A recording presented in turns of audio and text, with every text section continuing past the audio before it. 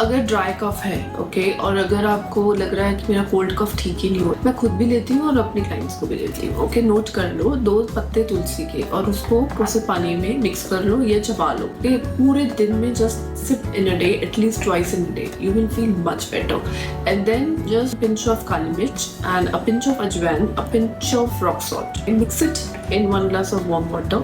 Keep on sipping at least twice or thrice a day. You will feel much better. कफ चला जाएगा, कोई भी चला जाएगा। घर के नुस्खे हैं, फॉलो करके देख लो।